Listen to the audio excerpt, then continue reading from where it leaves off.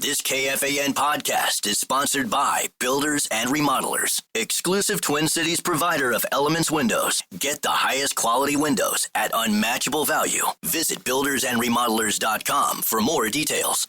Gatorade Zero, the #1 proven electrolyte blend, made with zero sugar. Designed to hydrate better than water so you can lose more sweat and push more limits. Gatorade Zero, is it in you? Support for today's show comes from Sonos. Watching games with the Sonos home theater setup makes everything feel more immersive. The Arc Ultra soundbar delivers incredible surround sound that puts you right in the middle of the action, bringing that stadium experience right into my home. And now I've been trying out the Sonos Ace headphones, and like all Sonos products, they perform as good as they look. Sleek design, crystal clear sound, and a super comfortable fit. Check out the full lineup at Sonos.com.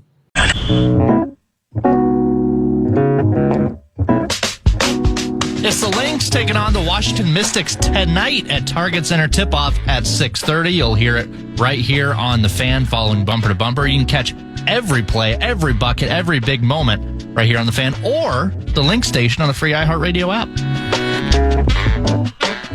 I think Gargi asked the question the other day, where will there be more fans in downtown Minneapolis tonight? Target Center that you just mentioned or Target Field? I think it might be Target Field because I'm not sure. I mean, the Lynx are obviously, they got the best record in town, the best record in the WNBA. It's the local debut of DeJohnny Carrington, who we just traded for. So there's a curiosity factor there.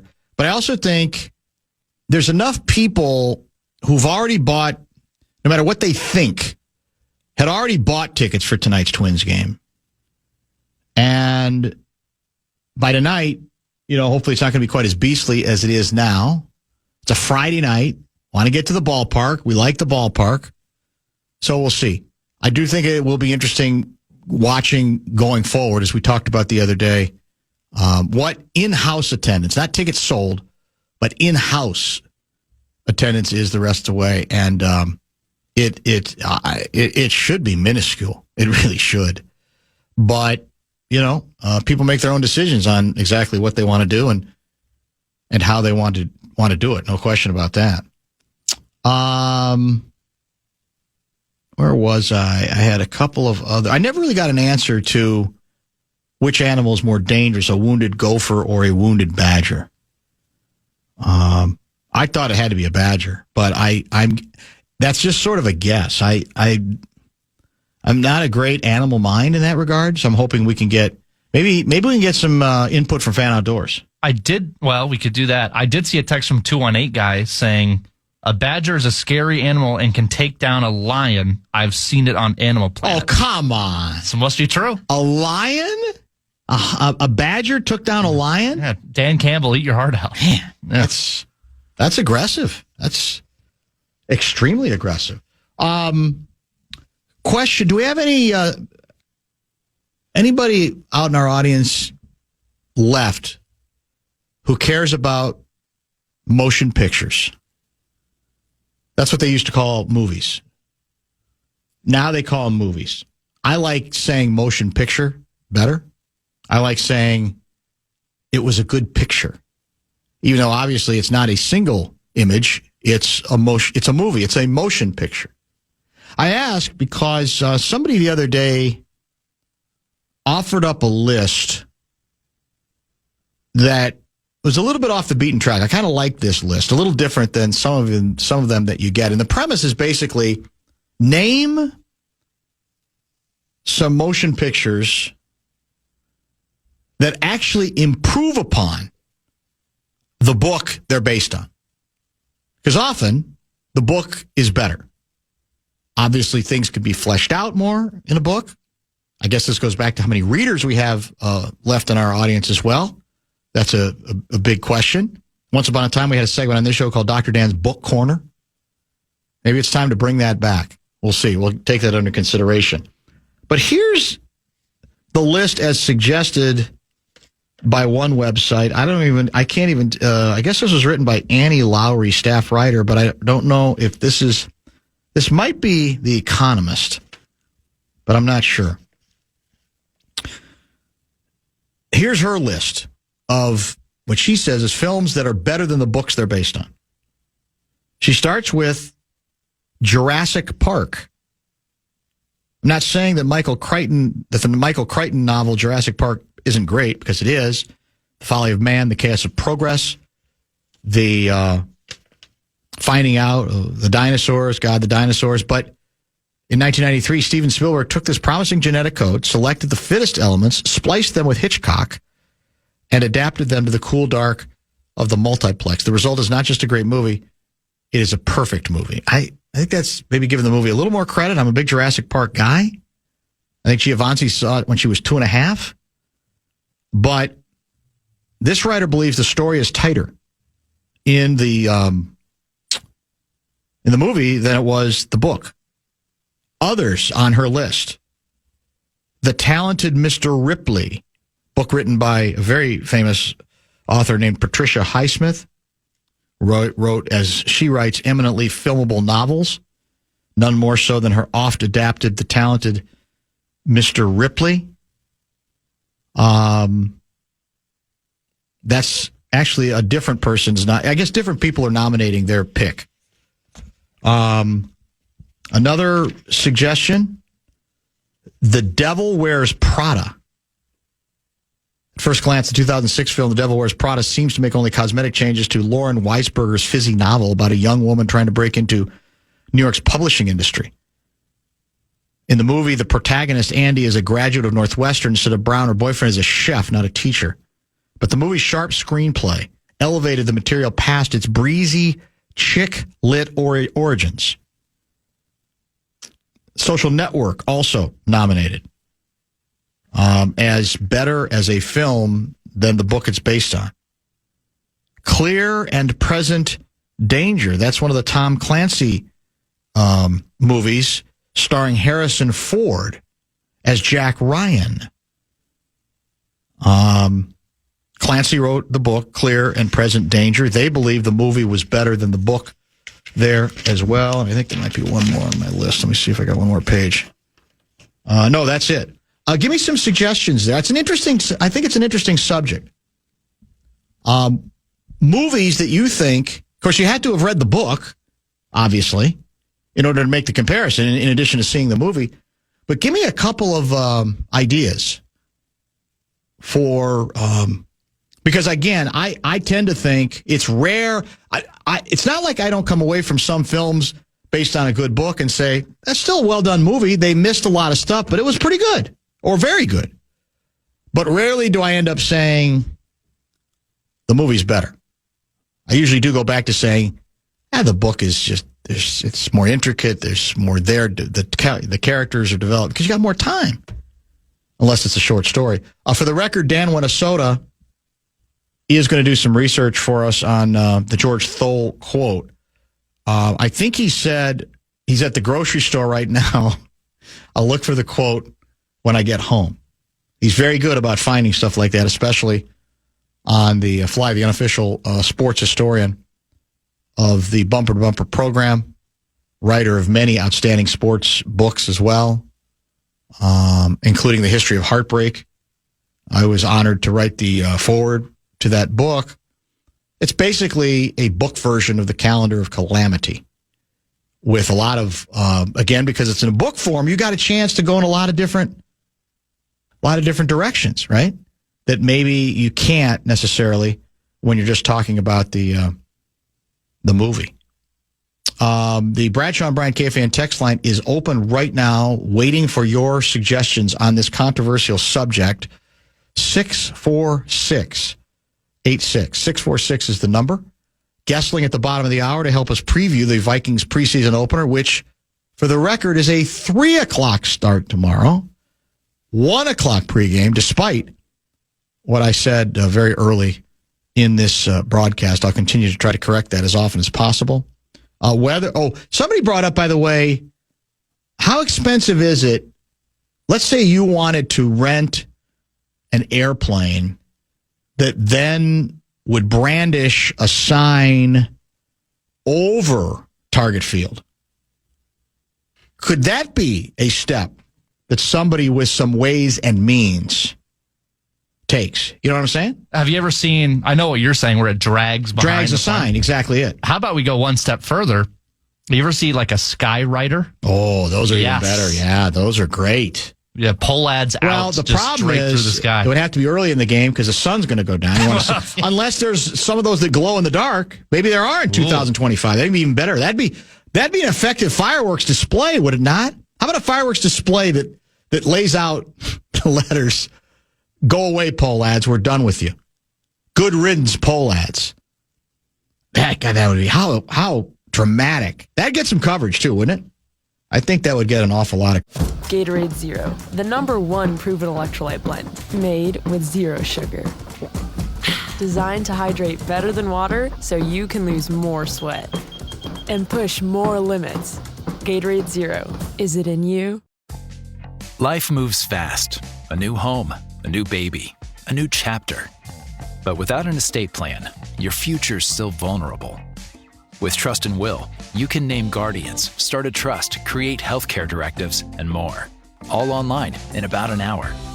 It's attorney-designed, state-specific, and built to protect what you love. Plans start at just $199, and every plan is safe, secure, and kept completely private. From families with young kids to adults caring for aging parents, Trust and Will makes it simple to take control, without a law office, paperwork stress, or court delays. Go to trustandwill.com and use code RADIO to save 20%. Start your plan today. Don't wait for life to force your hand. Estate planning is one of the smartest, most loving things you can do. Trust and Will is an online estate planning service. See website for details. Trust and Will. This episode is brought to you by Navy Federal Credit Union. Navy Federal can help you find and finance the right vehicle with ease. And this summer, you're in the driver's seat with savings. You can get a $250 bonus when you buy your next car through Navy Federal's car buying service, powered by TrueCar and financed with Navy Federal. With this tool, you can find the vehicle that's right for you as you search through inventory and compare models. And you could get an amazing rate when you finance with Navy Federal.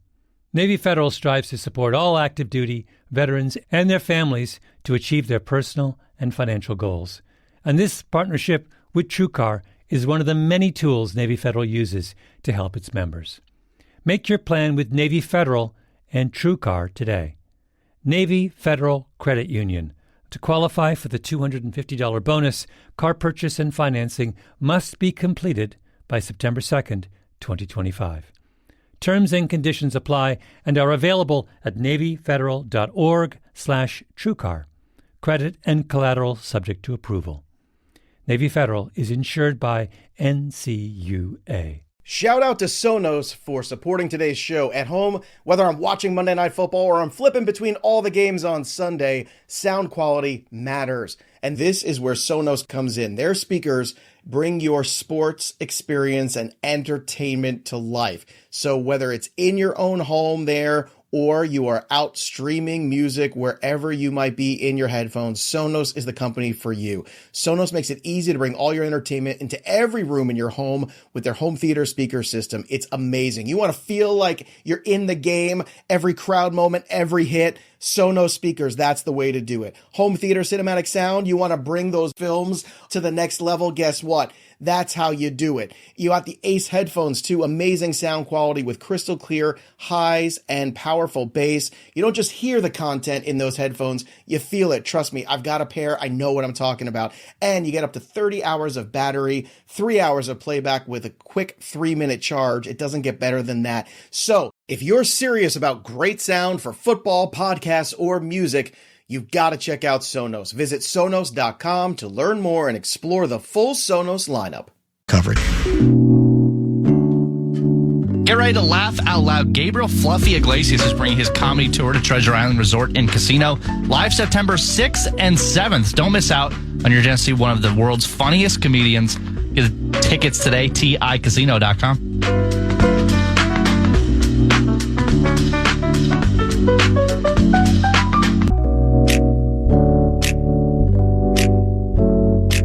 Interesting. 701 guy, Wizard of Oz. Changes made in the motion picture from the book enhanced the story. And given the book was written in 1900 and certainly reads like it was, it isn't exactly a literary masterpiece. I never read the book. Grew up with the movie. Pretty damn effective story. I think most people would agree. Outstanding special. I will still maintain that pound for pound, the Twister in the black and white section of Wizard of Oz is as good a special effect as has ever been accomplished in Hollywood. And this was obviously before you had all kinds of cheating digital options. The tornado, are you kidding? It was tremendous. I don't know how they did it. But especially given when this movie was made, it's remarkable. Look it up. A couple more suggestions. The subject at hand. Movies that were actually better than the books they were based on. Blade Runner is much better than the book. Do Androids Dream of Electric Sheep by Philip K. Dick. Although that is still a good read. To that point, 651 guy, any movie based on a Philip K. Dick novel, the movies, Minority Report, Total Recall are much better. Also, the short story written by F. Scott Fitzgerald is nothing but the movie based on it. Benjamin Button is pretty good. One where I think the movie is better than the book is The Shawshank Redemption, based on the novella that Rita Hayworth and The Shawshank Redemption. Novella's great, but the movie, Jeff from Foley writes, is even better. Target field is restricted airspace during games, so you'd have to do it far enough out, and that might limit the effectiveness of your skywriting / sign. That's lawyer guy. Yeah, back in the day, back in the good old days, they didn't have those restrictions. And if you were at games, you could get signs like that show up. But it is, after all, 2025, so things are very, very different. Another vote, couple more votes for Shawshank, a movie I have not seen in a long, long time. Dan, you and Brett have an open spot in the brick wall for a sign, basically a blank canvas. Right-sizing attendance. That's from Clayton. Yeah, he's right about that. Movie adaptations of books. I'm not sure about better or worse. But the Narnia series, Lion Witch, and The Wardrobe in particular lived up to the daunting task of being as creative and impactful as a movie for me as an adult when they came out. 30 years prior, when I read the books, visions in my head as I read each page were exactly what I remembered as I watched the film for the first time. Quite impressive. Love the show. That is Brad in Minneapolis. Maui Marcus checks in. The Godfather. Even Mario Puzo admitted that the films surpassed, Francis Ford Coppola's films surpassed his original novel. Is that true? That's impressive and selfless. When a writer, because writers have we have huge egos, massive. So that would be a really stark and revealing admission, a sign of security, I would say. You say, yeah, I like my book, but the movies were even better. Second place, writes Maui Marcus, The Exorcist. William Peter Blatty wrote the book. I just bought like an anniversary copy of the book, The Exorcist. Have not read it in forever. Have seen the film several times since I last wrote the book. I am curious to go back and read the book because I thought I liked it a lot. For the record, as he points out, the author of the book co-wrote the script.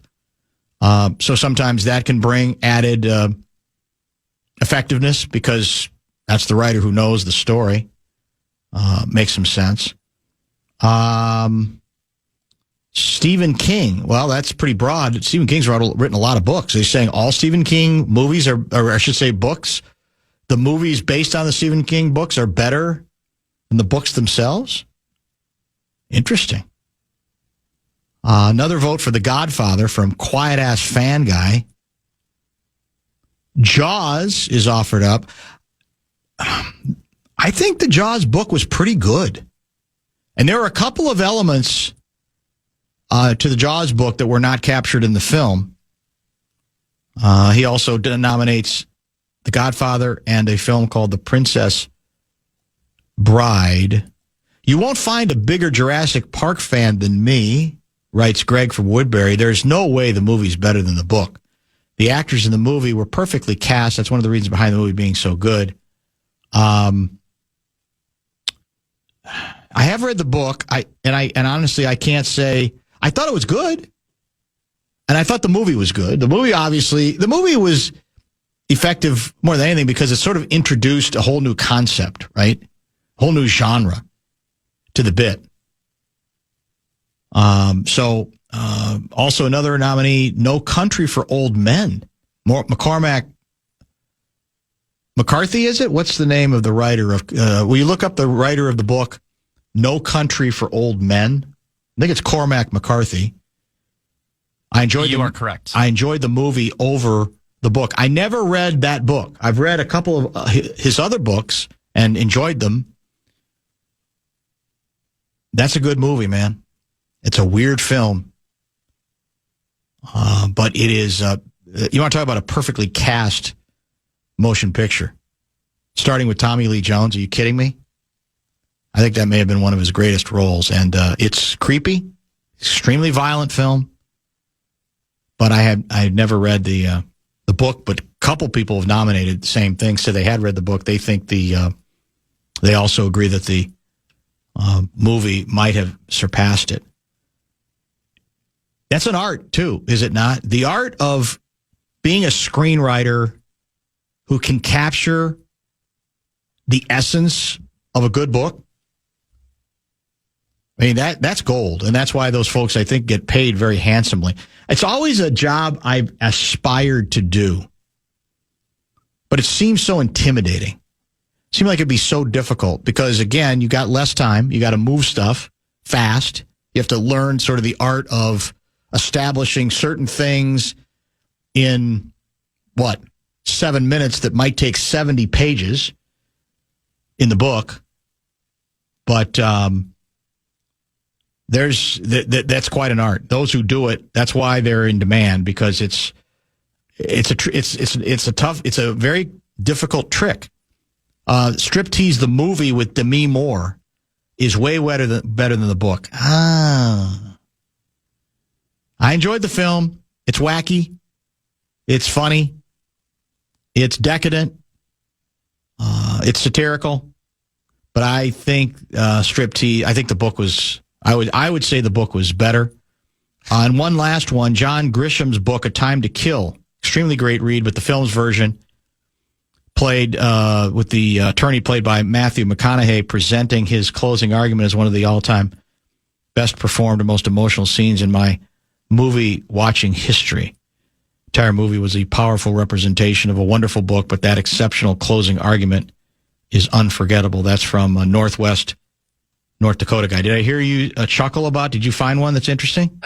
Well, or is it readable? Is it too? Well, dangerous? you already read it. Oh, but the visual effects, especially the texter says, is what makes Striptease the movie better than the book. So, well, yeah, you got to respect it. You do have to respect that, don't you? Demi Moore, I think, is maybe the person being emphasized in that particular. I believe so. Deal. Silence of the Lambs. Oh, that's a controversial one. Won all the main Oscars, way better than the book. Mike from Edina, I would heartily disagree. The movie's tremendous. I think the book is a masterpiece of mystery, horror, detective fiction, however you want to put it. That's one where it's just, they're both home runs. I'm not sure I would say necessarily that the book's better than the movie, but the book's really good. I certainly wouldn't say this is one where the movie surpasses the film. It's a good subject, though. Movies better than books. In keeping with your discussion earlier in the week, commemorating anniversary of Jaws. I liked the book, but the movie's better just for the edge of seat adrenaline rush for nearly the full 2 hours. That's as we did talk about that's movie making at its finest, right? That's getting the sort of, jump scare moments put to film about as well as you possibly can at the time. And now you look back at the shark and you go, God, did we really believe that was a shark? You kidding me? The special effects, they're not, all that, they don't hold up all that well. Like, I still insist the tornado in Wizard of Oz does. I defy anybody to say that's not a great tornadic activity special effect. We'll find out if there's a Ben Goessling favorite of a movie that he thinks was better than the book. I think Ben reads every once in a while. We'll also talk some Vikings. Preseason opener is tomorrow, right here on the Fan. Pregame show will begin at 1 o'clock. Opening face-off scheduled for just past 3. And yes, J.J. McCarthy will play, presumably, in the starting lineup. Gatorade Zero, the #1 proven electrolyte blend, made with zero sugar. Designed to hydrate better than water so you can lose more sweat and push more limits. Gatorade Zero, is it in you? Life moves fast. A new home, a new baby, a new chapter. But without an estate plan, your future's still vulnerable. With Trust and Will, you can name guardians, start a trust, create healthcare directives, and more. All online in about an hour. It's attorney-designed, state-specific, and built to protect what you love. Plans start at just $199, and every plan is safe, secure, and kept completely private. From families with young kids to adults caring for aging parents, Trust and Will makes it simple to take control, without a law office, paperwork stress, or court delays. Go to trustandwill.com and use code RADIO to save 20%. Start your plan today. Don't wait for life to force your hand. Estate planning is one of the smartest, most loving things you can do. Trust and Will is an online estate planning service. See website for details. Trust and Will. This episode is brought to you by Navy Federal Credit Union. Navy Federal can help you find and finance the right vehicle with ease. And this summer, you're in the driver's seat with savings. You can get a $250 bonus when you buy your next car through Navy Federal's car buying service, powered by TrueCar and financed with Navy Federal. With this tool, you can find the vehicle that's right for you as you search through inventory and compare models. And you could get an amazing rate when you finance with Navy Federal. Navy Federal strives to support all active duty, veterans, and their families to achieve their personal and financial goals. And this partnership with TrueCar is one of the many tools Navy Federal uses to help its members. Make your plan with Navy Federal and TrueCar today. Navy Federal Credit Union. To qualify for the $250 bonus, car purchase and financing must be completed by September 2nd, 2025. Terms and conditions apply and are available at NavyFederal.org/TrueCar. Credit and collateral subject to approval. Navy Federal is insured by NCUA. Shout out to Sonos for supporting today's show. At home, whether I'm watching Monday Night Football or I'm flipping between all the games on Sunday, sound quality matters. And this is where Sonos comes in. Their speakers bring your sports experience and entertainment to life. So whether it's in your own home there or you are out streaming music wherever you might be in your headphones, Sonos is the company for you. Sonos makes it easy to bring all your entertainment into every room in your home with their home theater speaker system. It's amazing. You want to feel like you're in the game, every crowd moment, every hit. Sonos speakers, that's the way to do it. Home theater cinematic sound, you want to bring those films to the next level. Guess what? That's how you do it. You got the Ace headphones too, amazing sound quality with crystal clear highs and powerful bass. You don't just hear the content in those headphones, you feel it. Trust me, I've got a pair, I know what I'm talking about. And you get up to 30 hours of battery, 3 hours of playback with a quick 3-minute charge. It doesn't get better than that. So, if you're serious about great sound for football, podcasts, or music, you've got to check out Sonos. Visit Sonos.com to learn more and explore the full Sonos lineup. Stay tuned. about to talk some Vikings, but if you want to go see the Vikings, you can, because Purple Fridays are back on the Fan, and we've got your tickets to see the Vikings tomorrow. Let's go caller 9 for JJ. Caller 9 won a pair of tickets to see the preseason opener tomorrow against the Houston Texans. Call now, 1-800-320-5326. 1-800-320-5326. Good luck. Lavelle in about an hour. Ben Goessling joins now via the Connecticut Water Systems Hotline, brought to you by our good friends at Standard Heating and Air Conditioning. Can you name off the top of your head a motion picture you liked more than the book it was based on? This obviously assumes you have to have read the book and the film. Yeah. Does any motion picture come to mind that fits that description? Yes, I will go with Jurassic Park.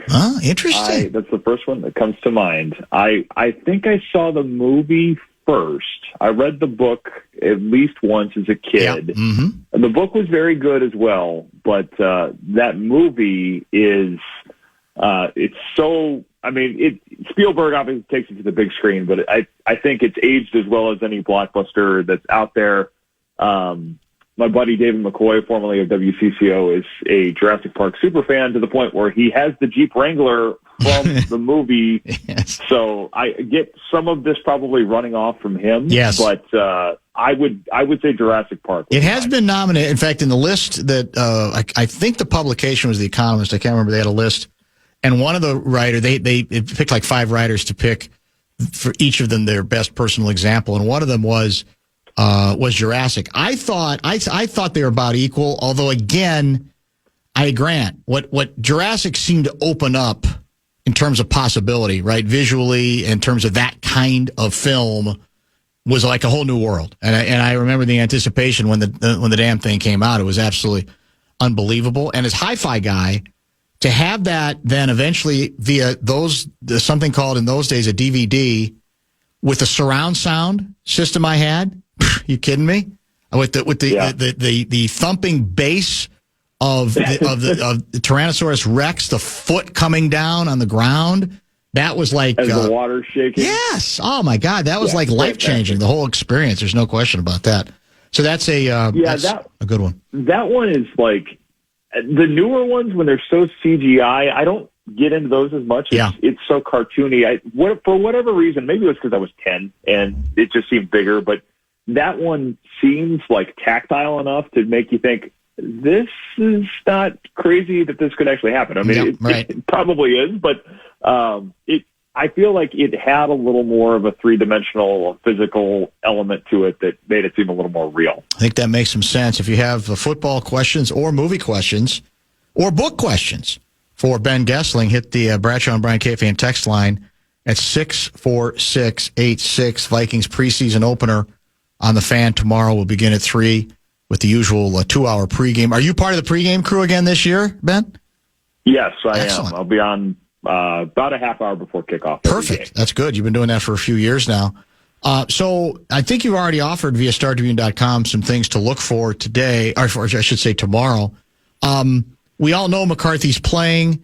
I guess the bigger question might be what other starters are playing and how long we foresee McCarthy staying out there. What do we think? Yeah, I think most of the starters are going to play. My understanding is they're going to play quite a few of them. I don't know that it'll be an extensive amount of time. I would guess probably a couple of drives. I would think it'd be something like that for all of those groups. But I think there's an interest in a lot of those players getting out there, and this will probably be within reason. You're not going to see Justin Jefferson. I don't think you're going to see Christian Darrisaw. Anybody that's dealing with anything injury-related at all, I would not expect to see. But I think it'll be a lot of the starting linemen. I think Jordan Addison certainly will play plenty, especially given the suspension. I think you'll see a lot of the corners, the guys that are in new spots, because I do think they want to get a little bit of a look, a little bit of an evaluation at game speed of a lot of these players, and especially with all of the new pieces on offense, how J.J. McCarthy works with all of those players and how they work with him, I think is something they do feel probably a little more of a desire and an interest to get a look at than we've seen in past preseason. So I don't know that it'll be, even a full quarter, but I do think you'll see that group for a couple of drives, and then obviously they'll get a lot of work in the joint practices against the Patriots next week. We emphasize the offense so much because of the McCarthy angle, but do we know whether the same is going to be true of the number one defense, or is it less likely, or is it likely we'll see actually less of the number one defense than we even might of the number one offense tomorrow? I think that's probably what I would bet on, because you do have a lot of players in that group that are a little bit older. I mean, Harrison Smith, you can go to Jonathan Allen, Javon Hargrave are not as old as Harrison Smith, but they've had injury issues. They've had things that they have come back from, and I would think the Vikings will probably be cautious with those types of players. Andrew Van Ginkel, we'll see if we see him. He's missed some practices with some things they're trying to keep an eye on and take care of a little bit. I mean, some of these guys are getting vet days too. Some of it is just rest, but I would think that some of those players that they expect are going to get a lot of wear and tear during the season, and they're going to use a lot. I don't know that you'll see quite as many of them, but I think we'll see Dallas Turner. I think we'll see certainly Isaiah Rodgers, Jeff Okudah, a lot of the corners, basically probably even Byron Murphy, that they plan to use quite a bit this year. I think we will see for at least a section of things tomorrow, and a lot of the work they will do in those joint practices will be important, and I think those 2 days will be pretty full for all of the starters. But, yeah, I would think you'll see at least a little bit of a lot of those defenders, perhaps minus a couple of them that they're saying, hey, we don't need to put this guy at risk. Forgive me an intrusion from the world of pro basketball during a pro football segment, but your guy, Shams Charania, has reported just moments ago that the NBA Christmas 2025 Christmas Day schedule on ABC and ESPN is locked up, and that's it's 5 games, starting with Cleveland at New York, Spurs at Oklahoma City, Rockets at Lakers, Mavericks at Golden State, and Minnesota Timberwolves at the Denver Nuggets. I think that's not a big surprise. It made sense. It's a good matchup. There's a little bit of history there. So I think there was a lot of the tea leaves being read. A lot of people thought that we'd make it back to Christmas Day, but it is now semi-official. It's as official as it's going to be, because I don't know the last story that Shams got wrong. So I'm assuming that his information here is accurate. And refresh my memory. Do we have 2 NFL games on Sunday, or 3 or 4 or 1? I don't even remember. On this coming Sunday? Yeah, no, excuse me. On Christmas. Christmas Day I'm talking about, yeah.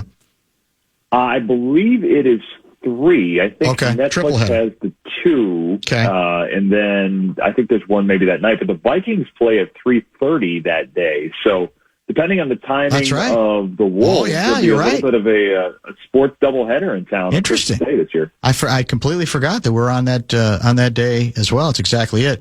Was it one of your compadres who has a piece online or up via StarTribune.com about the new rules regarding taking a second look at a roughing the passer penalty? I thought I read that via Star Tribune. If it was athletic, forgive me. But can you kind of clarify for listeners again when indeed there can be a sort of a change on that kind of ruling, and when there still can't? Because as I understand it, nothing will change if there's not a flag on the field. They can't create a penalty even if one was missed, but they can, if the flag has been placed on the ground, they can reconsider whether that was the correct call, if there should be any call, or whether that was the correct call as well. Is that how it's going? That is correct. And yes, Andrew Kramer wrote about that after the officials came and talked with the assembled media corps yesterday. It is essentially they cannot create a flag through replay assist. So that's the same thing we saw last year, specifically with the Sam Darnold play in Los Angeles in October, where the ref said they didn't see it, so they didn't throw a flag. And if that happens again, there's nothing that anybody can do about it. Grover Stewart, I think, had one in that game in early November, probably the next game the Vikings were back on a Sunday night at US Bank Stadium, where they did call a penalty and then it got picked up. So in that particular case, if something like that were to happen, they can review it, and then you could say, hey, this should have been called or this should not have been called. But a lot of those things that don't get called on the field are not going to be helped by this.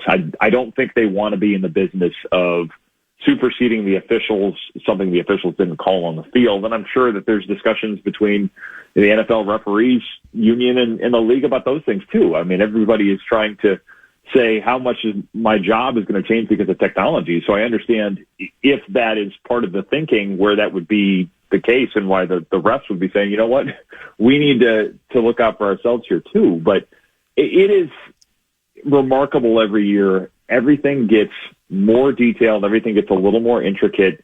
You're asking officials to make calls in real time and generally do so without technology overruling them unless it's something that they call in the first place. So it is tricky, and I think a lot of these things people will probably still walk away saying they could have done better there, or technology shows that this was something that could have been called differently. But that's the world we're living in, and I don't know that part of it's going to change. We are chatting with Ben Goessling, who covers the National Football League and the Vikings for the Star Tribune, and joins us each and every week, generally on Fridays. That moves around from time to time. We may have discussed this the last time we had you on, but I still want to drill a little deeper on it, even if we did, because, you know, it is one of the open questions now that we know Addison's out for 3 games. And I'm curious to get what your impressions of really a number of the receiver options and whether you do think there's a chance that one of them might take the opportunity to emerge. Because, again, Addison's become a pretty important part of what this team does. I think he's dangerous in the passing game. I don't know if it's realistic to expect you can replace him during that period, but what are we seeing? I know we got a rookie or two. We got a lot of options here, at least on paper, to consider from. Are any of them showing enough that they might have caught the eye of KOC? Well, Jalen Nailor is probably going to be the first option that gets more work. I mean, he's been the third receiver really all through training camp, and I think they are planning for him to play that role through the season. And I think this will be an opportunity for him to show what he can do. I mean, he caught, I think, 28 passes last year, ended up starting 7 games. They had to play a couple of those games, as Kevin O'Connell mentioned early in his press conference the other day, about when Jordan Addison had the hip drop tackle. Speaking of things that weren't called on the field, he ended up missing 2 games after that play against the Giants in week 1. So they did have to deal with a little bit of this, and we saw Jalen Nailor in some of those settings. I would imagine he gets the first call. I think he'll get a larger workload. He'll be probably in a lot of their base packages where they have 2 receivers in there. And then you go from him down to probably Lucky Jackson. We've seen a lot of Lucky Jackson in training camp, and he's had a lot of nice moments. I think the time he's spent in the system, the time that he has been in this offense, probably makes him a logical candidate to be a bigger piece of things. You know, 6-foot receiver that's probably not going to be the most dynamic option in your offense, but he's shown that he can handle press coverage. He's shown he can handle physical cornerbacks, a lot of those different things that you want to see from a receiver that's stepping into this type of a role. I think he does bring. So I expect he'll be involved. And then the other questions I have are Rondale Moore. How healthy is he? Because we have seen it. Gopher fans certainly know it, that when he's healthy, he's awfully dynamic. And then Ty Felton, the 3rd-round pick, I think the preseason will be big for him to answer any questions about how does he fit in the offense as a rookie. How are his hands? How are his abilities to beat different types of coverage? We'll get a little more of a sense of that in the preseason, but I would imagine you're starting with Nailor and Lucky Jackson and then probably going down the list from there. Are you familiar with the Kyle Sloter allegations? Yes. So a texter wanted your view on it, and I'll be honest, I had missed this completely. I'll set this up for folks, and then you can comment on it. Sloter, of course, played, I think he was with the Vikings a couple of times, 2017, 19, and then 2021. And he was on a podcast called the Victory Degree podcast. And apparently during that, he's talking about, his time as a National Football League quarterback, at least from a roster standpoint. And here are the quotes from Sloter.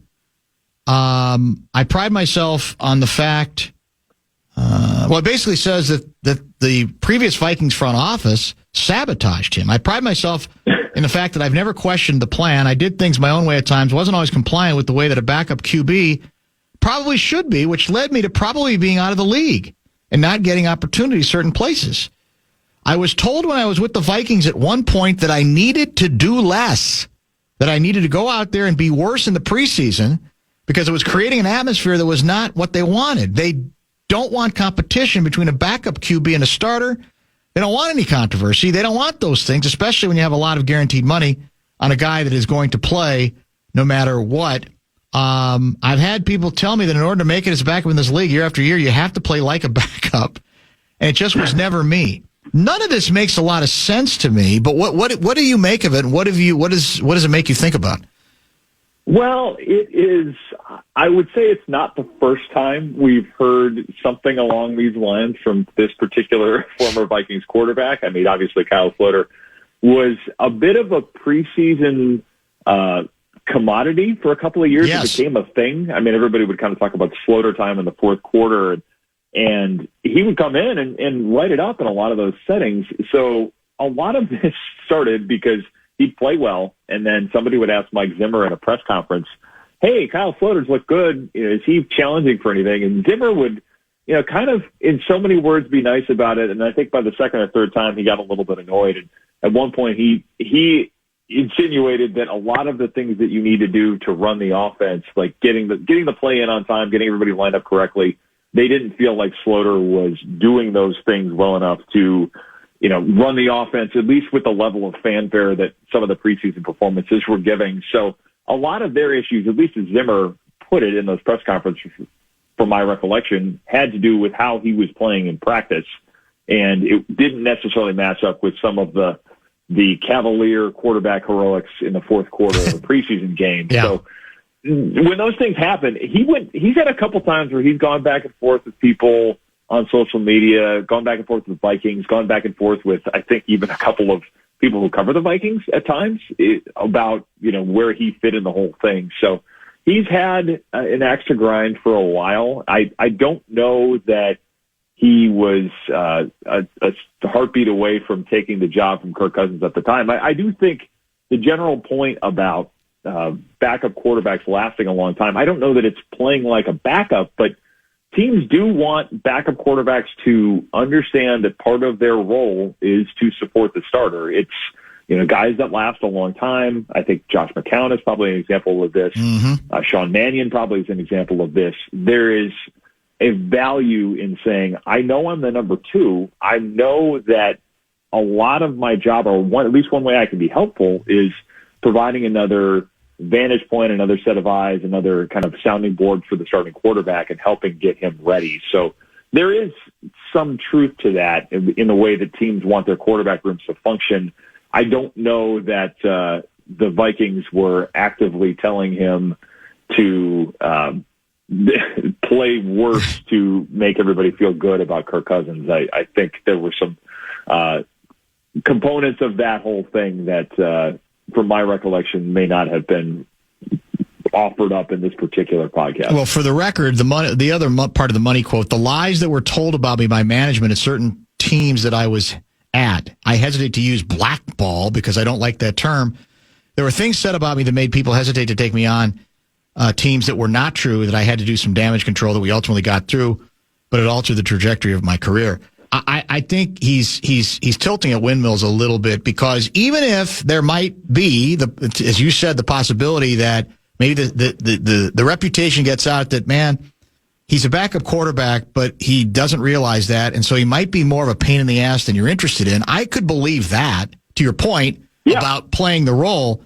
But you know and I know this league is starving, or certainly then especially, for quarterback talent enough that they're not going to say no to somebody and find out if somebody's got some significant talent, if he's got the talent on the basis of all that other stuff. I mean, who's he kidding? It's just bizarre. Yeah, it is. I think tilting at windmills is a good way to put it. There has been, I think, some of this, but yeah, you're right. It is not a league where everybody is typically saying, you know what, we're good on quarterbacks. We don't need you. I mean, if you are able to come in and be helpful, I think you do continue to get shots. It would not surprise surprise me necessarily if people called the Vikings and said, hey, we're thinking about bringing this guy in. What was your experience with him?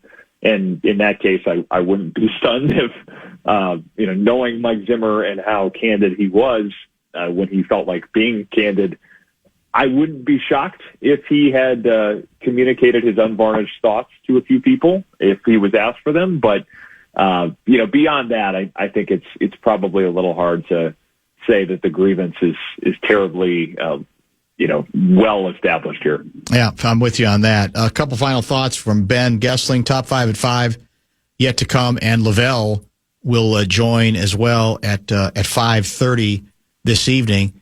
I asked Alec Lewis about this. He joined us late in the week. I don't think I've asked you to update on this lately, but I think going in, well, if you, I was listening to a little commentary about the Vikings today because the question was, do you buy? I think the new over-under on the Vikings might be, I think it's moved up from 8.5 to 9.5, whatever, in terms of victories. Whatever it is, the dilemma for people who don't want to quite believe in the team, despite last year's record, seems to be three main things. Obviously, one is McCarthy, even if you like him, not knowing how quickly it's going to translate. A second is, I think, top 6 most difficult schedules, at least on paper, on the basis of, what we know at this point. And thirdly was, again, whether we're going to come back to the pack on winning one-score games, right? Because we dominated in that category a couple of years ago, 3 years ago, then we regressed 2 years ago, then we were very good at it again last year. So of those three, which do you think is the most legitimate concern that, objective voices might have about how successful a season this can be? Yeah, the one-score games thing is, I think, something people bring up quite a bit. Kevin O'Connell, I believe, is third in NFL history in terms of his winning percentage in one-score games behind, I think, Guy Chamberlain and John Madden were the two. Wow. There is a lot of question about the sustainability of one-score wins, and they lost a lot of one-score games in 2023. Some of that was because of injuries to Justin Jefferson, injuries at quarterback, and those games just don't go the same way when you don't have people in close situations and 2-minute drills that you feel good about. But overall, he has been awfully good at winning one-score games and getting his team to come through in those situations. So, I do think they've had enough of those in the last few years to say it's reasonable to think they're better than average there. It's not just a function of luck or fortune. So that one I understand a little bit, but I think the schedule it's valid. You're not playing the AFC South this year. It's the AFC North, and there's a stretch with the Eagles and the Ravens and the Chargers and the Lions in late October, early November that looks pretty brutal on paper. But the thing to remember on the strength of schedule stuff, too, is everybody in the NFC North has a hard strength of schedule because they're all playing each other. And you have automatically 4 games against teams that won 11 or more. Even if you're the Vikings or the Lions, you have all of those teams that you have to play, and then everybody gets the Eagles and the Commanders because it's the whole NFC East, and you get the Ravens and the Steelers because it's the AFC North. So all of that stuff is there. But I think that gets a little bit affected by the fact that everybody in the NFC North was so good last year, in part because they ran up the records on the AFC South. Everybody beat those teams pretty badly. So, McCarthy to me is the biggest question, and I think that's the one that is the fairest to bring up because we don't know what he's going to be in his first year as a starter. I tend to think I take the over on them, at least at this point, because I do think what Kevin O'Connell has done with Sam Darnold, what he's done with quarterbacks in general, even what he got out of Kirk Cousins would suggest that he knows what he's doing with QBs. So I think I only picked him to win 7 games last year. I planned to probably up that. I think they're a playoff team. I'll give them the benefit of the doubt, especially because of this defense. But the biggest question, I think, if you are skeptical about them, it's just you don't know about J.J. McCarthy. He's still only 22. He played in an offense in college where it wasn't all leaning on him. So there are a lot of questions for him to answer. And if they're going to make a run, if they're going to be able to sit there and say, everybody doubted us and we proved them all wrong again, it will hinge on him playing well enough for that to come true. Is Houston playing any regulars tomorrow? Do we know? I don't I don't think they're playing a lot of their defensive players. I don't think Danielle Hunter, Will Anderson, those types are going to play. I'm not entirely sure about C.J. Stroud, but I don't think we'll see as much of that defense as we would if it was a regular season game. Thank you, my friend. We appreciate you. We'll chat next week. All right, sounds good. Thanks, Dan. Ben Goessling, you can hear him not only with us, but not only with PA, but on the Vikings pregame show. Pregame show will start at 1. I think he's deep into hour 2. I think he's generally on, as he told us, last half hour before opening kickoff, which is scheduled for 3 o'clock. All of the action right here, once again, as always, as it should be, the 100,000-watt flamethrower, the fan, not to mention the iHeart Radio app, very easy to get. If you have frequency issues or you don't know where you're going to be, you just hit it on the app and you'll get all of your Vikings action as well. We've got Lavelle scheduled for 30 minutes from now. We have Top 5 at 5 next. What do we think? We've got an attendance controversy in downtown Minneapolis tonight. Gatorade Zero, the #1 proven electrolyte blend, made with zero sugar. Designed to hydrate better than water so you can lose more sweat and push more limits. Gatorade Zero. Is it in you?